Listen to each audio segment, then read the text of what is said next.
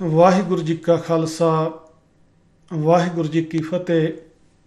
ਪਿਛਲੇ ਦਿਨੀ ਸਰਦਾਰ ਹਰਨੇਕ ਸਿੰਘ ਨਿਊਜ਼ੀਲੈਂਡ ਵਾਲਿਆਂ ਦੇ ਉੱਤੇ ਜੋ ਜਾਨਲੇਵਾ ਹਮਲਾ ਹੋਇਆ, ਉਸ ਹਮਲੇ ਦੀ ਖਬਰ ਜਿਸ ਵੇਲੇ ਸੁਣਨ ਦੇ ਵਿੱਚ ਆਈ ਤਾਂ ਸੁਣ ਕੇ ਮਨ ਨੂੰ ਕੋਈ ਬਹੁਤ ਜ਼ਿਆਦਾ ਹੈਰਾਨੀ ਨਹੀਂ ਹੋਈ, ਕਿਉਂਕਿ ਇਸ ਤਰੀਕੇ ਦੇ ਹਮਲੇ ਦੀ ਸੰਭਾਵਨਾ ਕਾਫੀ ਲੰਬੇ ਸਮੇਂ ਤੋਂ ਬਣੀ ਹੋਈ ਸੀ ਅਤੇ ਸ਼ਾਇਦ ਭਾਈ ਹਰਨੇਕ ਸਿੰਘ ਖੁਦ ਆਪ ਵੀ ਇਸ ਤਰੀਕੇ ਦੇ ਹਮਲੇ ਦਾ ਸਾਹਮਣਾ ਕਰਨ ਵਾਸਤੇ ਤਿਆਰ ਸਨ।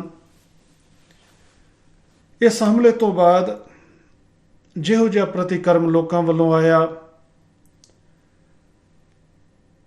ਉਸ ਨੂੰ ਸੁਣ ਕੇ ਪੜ੍ਹ ਕੇ ਵੀ ਕੋਈ ਬਹੁਤ ਜ਼ਿਆਦਾ ਹੈਰਾਨੀ ਨਹੀਂ ਹੋਈ। ਉਸ ਤਰੀਕੇ ਦਾ ਪ੍ਰਤੀਕਰਮ ਆਉਣ ਦੀ ਸੰਭਾਵਨਾ ਵੀ ਪਹਿਲਾਂ ਹੀ ਮੌਜੂਦ ਸੀ, ਚਾਹੇ ਉਹ ਪ੍ਰਤੀਕਰਮ ਦੇਣ ਵਾਲੇ ਰੇਡੀਓ ਵਿਰਸਾ ਨੂੰ ਪਿਆਰ ਕਰਨ ਵਾਲੇ ਰੇਡੀਓ ਵਿਰਸਾ ਦੇ ਸਰੋਤੇ ਸਨ ਜਾਂ ਉਹ ਸੰਪਰਦਾਈ ਲੋਕ ਸਨ। ਪਰ ਅੱਜ ਗੱਲ ਕਰਨੀ ਹੈ ਜਾਗਰੂਕਾਂ ਦੇ ਪ੍ਰਤੀਕਰਮ ਦੇ ਸੰਬੰਧ ਵਿੱਚ, ਜਿਨ੍ਹਾਂ ਦੇ ਵਿੱਚ ਵਰਿੰਦਰ ਸਿੰਘ ਗੋਲਡੀ ਹੈ, ਜਗਮੋਹਨ ਸਿੰਘ ਹੈ, ਬਲਰਾਜ ਸਿੰਘ ਹੈ, ਗੁਰਦੇਵ ਸਿੰਘ ਸੱਧੇਵਾਲੀਆ, ਖਾਲਸਾ ਨਿਊਜ਼ ਤੋਂ ਬਖਸ਼ੀਸ਼ ਸਿੰਘ, ਸਿੰਘਨਾਦ ਰੇਡੀਓ ਤੋਂ ਪ੍ਰਭਦੀਪ ਸਿੰਘ ਅਤੇ ਹੋਰ ਜਾਗਰੂਕ ਪ੍ਰਚਾਰਕ। ਇਹਨਾਂ ਨੇ ਵੀ ਆਪਣੇ ਪ੍ਰਤੀਕਰਮ ਦੇ ਰੂਪ ਦੇ ਵਿੱਚ ਇਸ ਹਮਲੇ ਦੇ ਉੱਤੇ ਖੁਸ਼ੀ ਮਨਾਈ ਹੈ, ਇਸ ਹਮਲੇ ਨੂੰ ਜਾਇਜ਼ ਠਹਿਰਾਇਆ ਹੈ, ਹਮਲਾ ਕਰਨ ਵਾਲਿਆਂ ਨੂੰ ਐਪਰੀਸ਼ੀਏਟ ਕੀਤਾ ਹੈ। ਮੈਂ ਪ੍ਰੋਗਰਾਮ ਸੁਣਿਆ ਜੋ 2 ਕੁ ਦਿਨ ਪਹਿਲਾਂ ਸਿੰਘਨਾਦ ਰੇਡੀਓ ਦੇ ਉੱਤੇ ਬਖਸ਼ੀਸ਼ ਸਿੰਘ ਅਤੇ ਪ੍ਰਭਦੀਪ ਸਿੰਘ ਦੀ ਆਪਸ ਦੇ ਵਿੱਚ ਅੱਧਾ ਪੌਣਾ ਘੰਟਾ ਗੱਲਬਾਤ ਹੋਈ। ਉਸ ਗੱਲਬਾਤ ਦੇ ਵਿੱਚ ਸਭ ਤੋਂ ਵੱਡੀ ਦਲੀਲ ਜਿਹੜੀ ਦਿੱਤੀ ਗਈ ਕਿ ਇਸ ਹਮਲੇ ਦੀ ਜਿਹੜੀ ਜ਼ਿੰਮੇਵਾਰੀ ਹੈ ਉਹ ਸਾਰੀ ਦੀ ਸਾਰੀ ਹਰਨੇਕ ਸਿੰਘ ਦੀ ਭਾਸ਼ਾ ਦੀ ਹੈ, ਉਸ ਦੀ ਬੋਲੀ ਦੀ ਹੈ,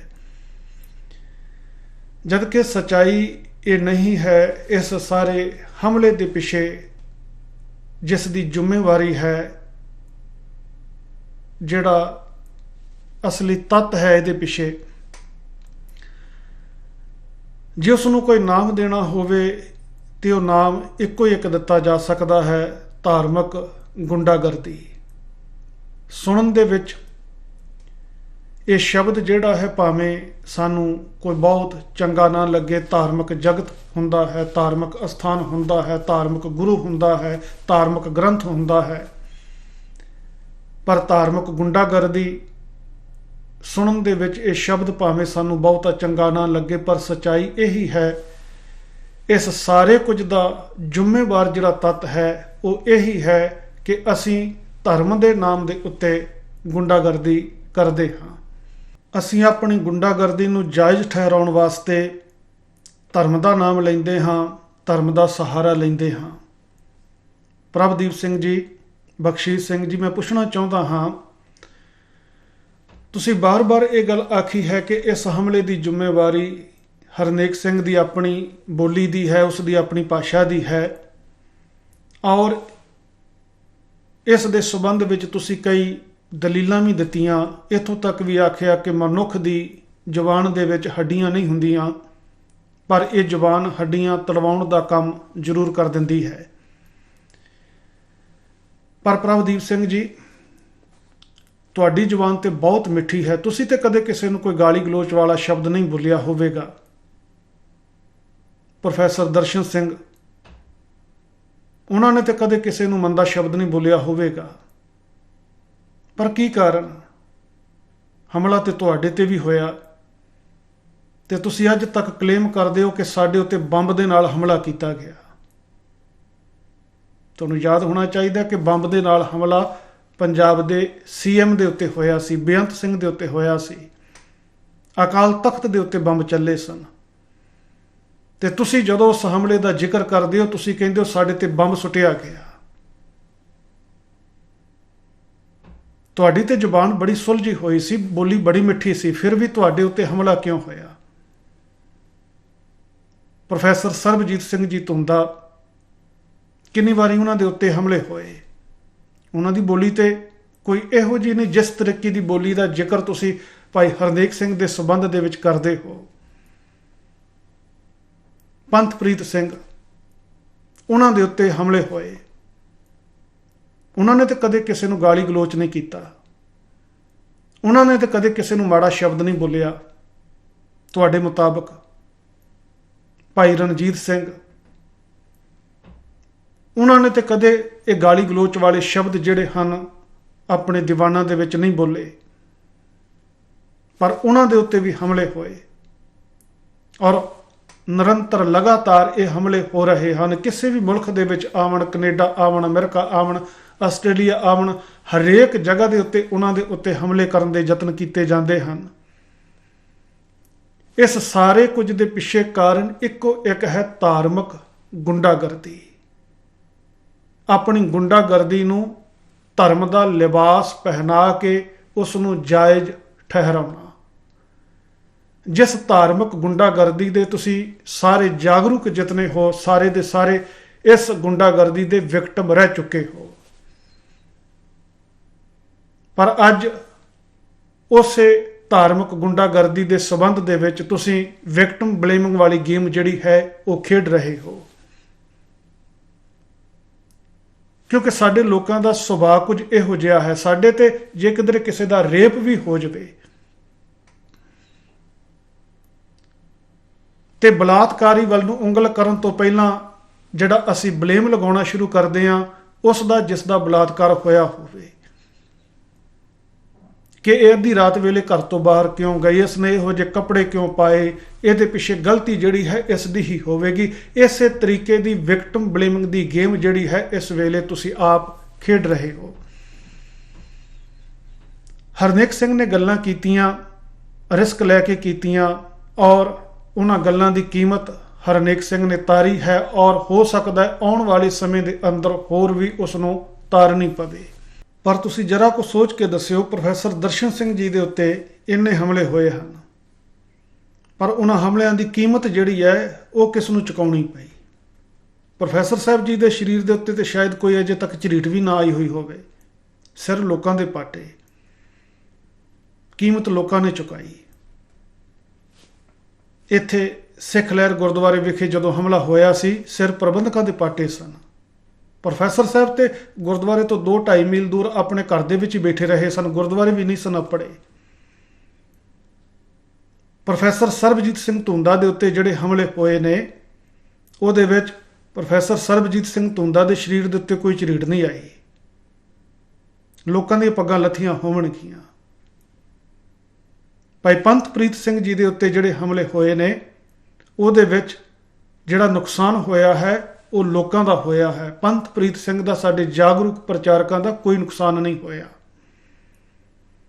ਮੋਰਚਾ ਜਿਹੜਾ ਹੈ ਉਹ ਸਾਡੇ ਪ੍ਰਚਾਰਕਾਂ ਨੇ ਲਗਾਇਆ ਸੀ ਬਰਗਾੜੀ ਵਿਖੇ, ਪਰ ਉਹਦੀ ਕੀਮਤ ਜਿਹੜੀ ਆ ਉਹ ਕਿਸ ਨੂੰ ਚੁਕਾਉਣੀ ਪਈ। ਪੁੱਤ ਜਿਹੜੇ ਸਨ ਉਹ ਲੋਕਾਂ ਦੇ ਮਰੇ ਸਨ, ਉੱਥੇ ਜਾਗਰੂਕ ਪ੍ਰਚਾਰਕਾਂ ਦਾ ਕੁਝ ਨਹੀਂ ਗਿਆ।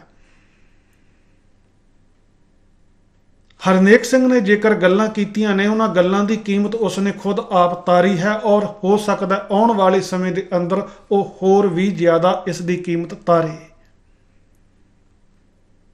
ਪਰ ਉਸ ਹਮਲੇ ਨੂੰ ਅਸੀਂ ਜਾਇਜ਼ ਜਿਹੜਾ ਹੈ ਉਹ ਇਸ ਵਾਸਤੇ ਠਹਿਰਾ ਰਹੇ ਹਾਂ, ਜਾਗਰੂਕ ਖਾਸ ਕਰਕੇ, ਕਿਉਂਕਿ ਹਰਨੇਕ ਸਿੰਘ ਨੇ ਜਿੱਥੇ ਦਸਮ ਗ੍ਰੰਥ ਦੀ ਗੱਲ ਕੀਤੀ ਆ, ਜਿੱਥੇ ਸੂਰਜ ਪ੍ਰਕਾਸ਼ ਦੀ ਗੱਲ ਕੀਤੀ ਆ, ਗੁਰਬਿਲਾਸ ਪਾਤਸ਼ਾਹ 6ਵੀਂ 10ਵੀਂ ਦੀ ਗੱਲ ਕੀਤੀ ਹੈ, ਗੁਰਮਤ ਵਿਰੋਧੀ ਲਿਖਤਾਂ ਦੀ ਗੱਲ ਕੀਤੀ ਹੈ, ਡੇਰੇਦਾਰਾਂ ਦੀ ਗੱਲ ਕੀਤੀ ਹੈ, ਸੰਪਰਦਾਈ ਲੋਕਾਂ ਦੀ ਗੱਲ ਕੀਤੀ ਹੈ, ਉੱਥੇ ਨਾਲ ਦੀ ਨਾਲ ਉਸਨੇ ਸਾਡੇ ਵਰਗੇ ਦੋਗਲੇ ਪ੍ਰਚਾਰਕਾਂ ਦਾ ਚਿਹਰਾ ਜਿਹੜਾ ਹੈ ਉਹ ਵੀ ਲੋਕਾਂ ਦੇ ਸਾਹਮਣੇ ਨੰਗਾ ਕੀਤਾ ਹੈ। ਸਾਡਾ ਗੁੱਸਾ ਸਿਰਫ ਇਸ ਗੱਲ ਦੇ ਨਾਲ ਹੈ, ਸਾਡੀ ਨਾਰਾਜ਼ਗੀ, ਸਾਡੀ ਨਫ਼ਰਤ, ਸਾਡੀ ਈਰਖਾ ਸਿਰਫ ਇਸ ਵਾਸਤੇ ਹੈ ਕਿ ਉਹ ਬਾਕੀ ਗੁਰਮਤ ਵਿਰੋਧੀ ਲਿਖਤਾਂ ਦੀਆਂ ਗੱਲਾਂ ਤੇ ਕਰੇ, ਪਰ ਸਾਡਾ ਜਿਹੜਾ ਦੋਗਲਾ ਚਿਹਰਾ ਹੈ ਉਹ ਸਮਾਜ ਦੇ ਸਾਹਮਣੇ ਕਿਉਂ ਰੱਖਦਾ ਪਿਆ ਹੈ। ਹਰਨੇਕ ਸਿੰਘ ਦੇ ਉੱਤੇ ਹੋਏ ਹਮਲੇ ਨੂੰ ਜਾਇਜ਼ ਠਹਿਰਾਉਣ ਦਾ ਤੁਹਾਡਾ ਇੱਕੋ ਇੱਕ ਕਾਰਨ ਕੇਵਲ ਤੇ ਕੇਵਲ ਇਹੀ ਹੈ। ਪਰ ਹੁਣ ਤੁਸੀਂ जितने भी जाने हो सारे जने जोर लगा के देख लिओ।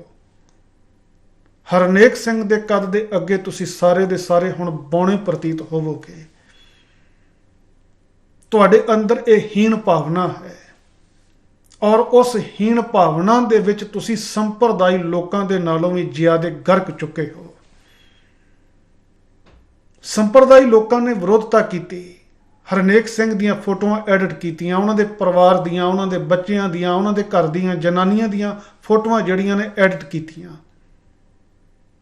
पर तुसी की कीता, अपने आप नूं सभ्यक अखवाउण वालियां ने तुसी हरनेक सिंह दियां स्टेटमेंटां एडिट कीतियां। 10-10 सैकंड की, 20-20 सैकंड की, 40-40 सैकंड की उन्हां दी स्टेटमेंट लैके संदर्भ दे नालों तोड़ के उन्होंने लोगों के सामने पेश किया। प्रभदीप सिंह जी, मैं सुनिया तुहाडा प्रोग्राम, जिन्ने भी तुसी उहदे विच इल्जाम लगा रहे सी हरनेक सिंह दीयां कीतियां होईयां गल्लां दे संबंध दे विच हरेक गल दा जवाब दिता जा सकदा है। लोड़ पैण दे उत्ते देवांगे भी, पर मैनू नहीं लगता कि तुसी इन्ने ज्यादा बद दिमाग होवोगे कि तुहानू हरनेक सिंह दीयां गल्लां समझ दे विच ना आईयां होईयां होवण। तुसी पढ़े लिखे हो, तुसी एडे बद दिमाग नहीं कि तुहानू वो गल्लां समझ विच ना पईयां होईयां होवण। तुसी बेईमान हो। तुसी उन्हां गल्लां नू संदर्भ दे नालों तोड़ मरोड़ के जिहड़ा है वो लोकां दे सामने पेश कीता। एक ही उदाहरण मैं दे दिना, तुसी इस गल का जिक्र किया कि हरनेक सिंह कहता कि गुरबाणी बैन कर दिओ।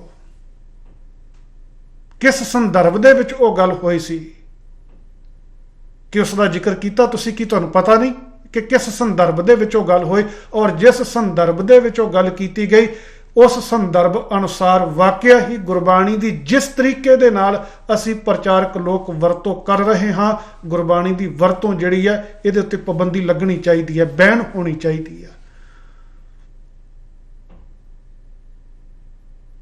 असी गुरबाणी याद करके गुरबाणी दे प्रमाण दे दे के लोगों को बौरे कर दिता, कमले कर दिता। असी गुरबाणी सुना सुना के ते लोगों को सियाणे करना सी, असी लोगों को कमले कर दिता।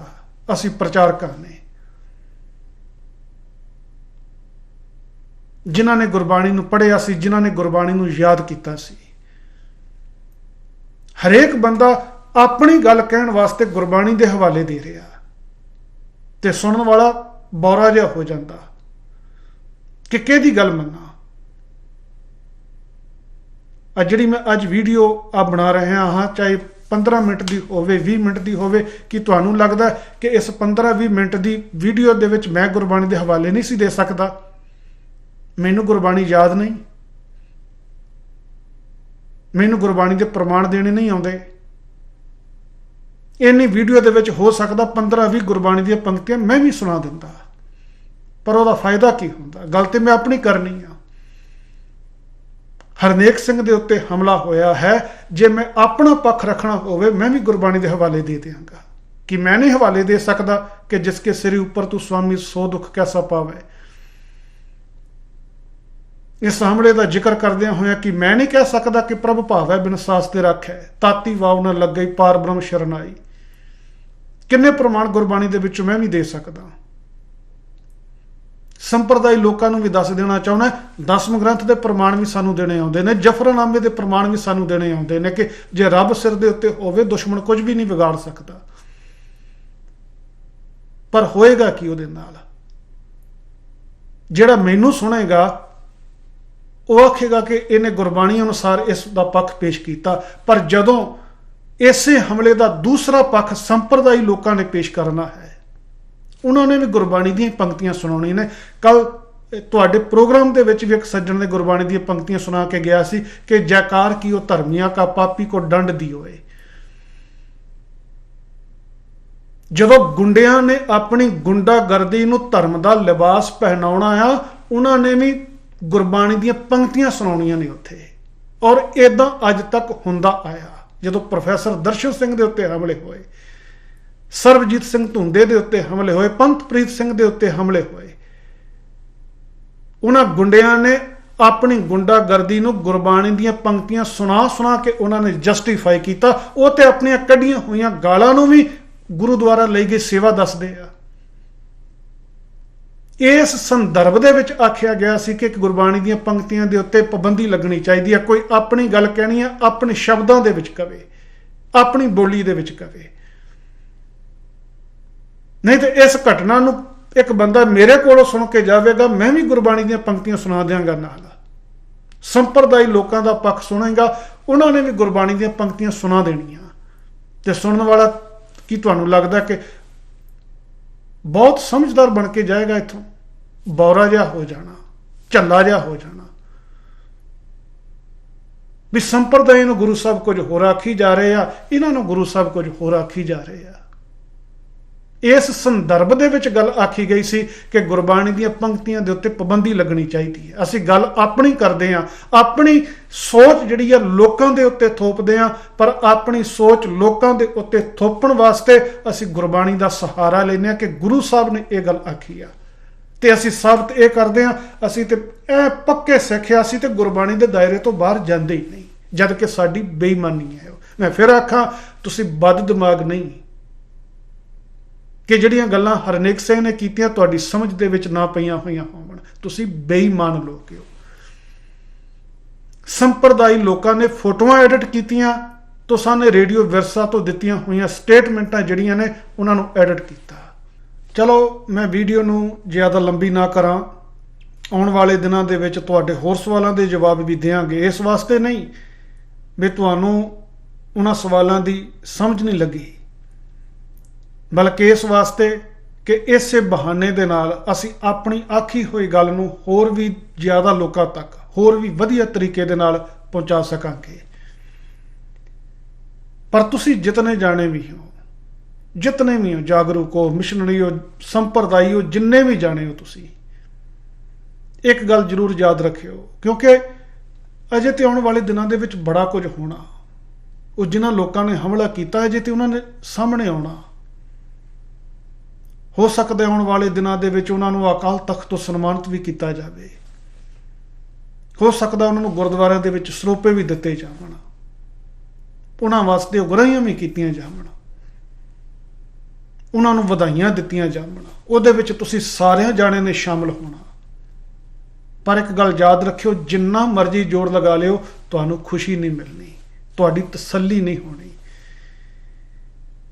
ਕਿਉਂਕਿ ਤੁਹਾਡੀ ਤਸੱਲੀ ਜਿਹੜੀ ਹੈ ਉਹ ਹਰਨੇਕ ਸਿੰਘ ਨੂੰ ਦੁਖੀ ਕਰਨ ਦੇ ਵਿੱਚ ਆ। ਤੇ ਤੁਸੀਂ ਜਿਤਨਾ ਮਰਜ਼ੀ ਜ਼ੋਰ ਲਗਾ ਕੇ ਦੇਖ ਲਿਓ, ਤੁਸੀਂ ਹਰਨੇਕ ਸਿੰਘ ਨੂੰ ਦੁਖੀ ਨਹੀਂ ਕਰ ਸਕੋਗੇ। ਔਰ ਜਿਤਨੀ ਦੇਰ ਤੱਕ ਉਹ ਬੰਦਾ ਦੁਖੀ ਨਹੀਂ ਹੁੰਦਾ, ਉਨੀ ਦੇਰ ਤੱਕ ਤੁਹਾਨੂੰ ਚੈਨ ਨਹੀਂ ਆਉਣਾ, ਉਨੀ ਦੇਰ ਤੱਕ ਤੁਹਾਨੂੰ ਖੁਸ਼ੀ ਨਹੀਂ ਮਿਲਣੀ। ਤੁਸੀਂ ਸਾਰੀ ਜ਼ਿੰਦਗੀ ਉਸ ਖੁਸ਼ੀ ਵਾਸਤੇ ਤੁਸੀਂ ਤਰਸਦੇ ਰਹਿਣਾ ਹੈ। ਹਰਨੇਕ ਸਿੰਘ ਨੂੰ ਚੁਕਾਉਣ ਦੀ ਖੁਸ਼ੀ, ਉਹ ਤੁਹਾਨੂੰ ਖੁਸ਼ੀ ਸਾਰੀ ਜ਼ਿੰਦਗੀ ਦੇ ਵਿੱਚ ਜਿਹੜੀ ਹੈ ਉਹ ਕਦੇ ਨਸੀਬ ਨਹੀਂ ਹੋਣੀ। ਤੇ ਜਾਂਦਿਆਂ ਜਾਂਦਿਆਂ ਇੱਕ ਗੱਲ ਮੈਂ ਉਹਨਾਂ ਇਤਿਹਾਸਕਾਰਾਂ ਨੂੰ ਵੀ ਕਹਿਣੀ ਚਾਹੁੰਦਾ ਹਾਂ, ਜਿਹੜੇ ਜਦੋਂ ਸਾਹਿਬਜ਼ਾਦਿਆਂ ਦਾ ਇਤਿਹਾਸ ਸੁਣਾਉਂਦੇ ਨੇ ਨਾ, ਤੇ ਸਾਹਿਬਜ਼ਾਦਿਆਂ ਦੇ ਸਰੀਰਾਂ ਦੇ ਉੱਤੇ ਜਿਹੜੇ ਫੱਟ ਲੱਗੇ ਨੇ ਉਹਨਾਂ ਦੀ ਗਿਣਤੀ ਦੱਸਦੇ ਨੇ ਕਿ ਬਾਬਾ ਅਜੀਤ ਸਿੰਘ ਜੀ ਦੇ ਸਰੀਰ ਦੇ ਉੱਤੇ ਕੋਈ ਕਹਿੰਦਾ 300 ਫੁੱਟ ਲੱਗਾ, ਕੋਈ ਕਹਿੰਦਾ 400 ਫੁੱਟ ਲੱਗਾ, ਕੋਈ ਕਹਿੰਦਾ 700 ਫੁੱਟ ਲੱਗਾ। ਉਹ ਵੱਖੋ ਵੱਖਰੇ ਅੰਦਾਜ਼ੇ ਲਗਾ ਲਗਾ ਕੇ ਤੁਸੀਂ ਦੱਸਦੇ ਹੋ। ਉਹਨਾਂ ਨੂੰ ਕਹਿਣਾ ਚਾਹੁੰਦਾ ਕਿ ਹੁਣ ਇੱਕ ਵਾਰੀ ਨਿਊਜ਼ੀਲੈਂਡ ਜਾ ਕੇ ਉਸ ਹਸਪਤਾਲ ਦੇ ਵਿੱਚੋਂ ਜਾ ਕੇ ਹਰਨੇਕ ਸਿੰਘ ਦੀ ਰਿਪੋਰਟ ਪੜ੍ਹ ਲਿਓ ਕਿ ਹਰਨੇਕ ਸਿੰਘ ਦੇ ਸਰੀਰ ਦੇ ਉੱਤੇ ਕਿੰਨੇ ਫੱਟ ਲੱਗੇ ਸਨ। ਕਿਉਂਕਿ ਆਉਣ ਵਾਲੇ ਸਮੇਂ ਦੇ ਅੰਦਰ ਤੁਸੀਂ ਲਿਖਣਾ ਹੈ ਨਾ ਸਾਰਾ ਕੁਝ। ਬੇਸ਼ੱਕ ਤੁਸੀਂ ਤੇ ਇਸ ਪੱਖ ਤੋਂ ਲਿਖਣਾ ਕਿ ਹਰਨੇਕ ਸਿੰਘ ਨੂੰ ਖਾਲਸੇ ਨੇ ਇਸ ਤਰੀਕੇ ਦੇ ਨਾਲ ਵੱਢਿਆ, ਇੰਨੇ ਜ਼ਖਮ ਲਗਾਏ, ਪਰ ਅਸੀਂ ਵੀ ਉਸ ਟੀਮ ਦੇ ਮੈਂਬਰ ਹਾਂ। ਅਸੀਂ ਵੀ ਫਖਰ ਕਰਾਂਗੇ, ਅਸੀਂ ਵੀ ਮਾਣ ਕਰਾਂਗੇ ਕਿ ਅਸੀਂ ਉਸ ਟੀਮ ਦੇ ਵਿੱਚ ਸੀ ਜਿਸ ਟੀਮ ਦੇ ਆਗੂ ਨੇ ਆਪਣੇ ਤਣ ਦੇ ਉੱਤੇ ਇੰਨੇ ਫੱਟ ਜਿਹੜੇ ਸਨ ਉਹ ਖਾਦੇ ਸਨ, ਪਰ ਇੰਨੇ ਫੱਟ ਖਾ ਕੇ ਵੀ ਉਹ ਬੰਦਾ ਜਿਹੜਾ ਸੀ ਉਹਨੂੰ ਤੁਸੀਂ ਦੁਖੀ ਨਹੀਂ ਸੀ ਕਰ ਸਕੇ। ਵਾਹਿਗੁਰੂ ਜੀ ਕਾ ਖਾਲਸਾ, ਵਾਹਿਗੁਰੂ ਜੀ ਕੀ ਫਤਿਹ।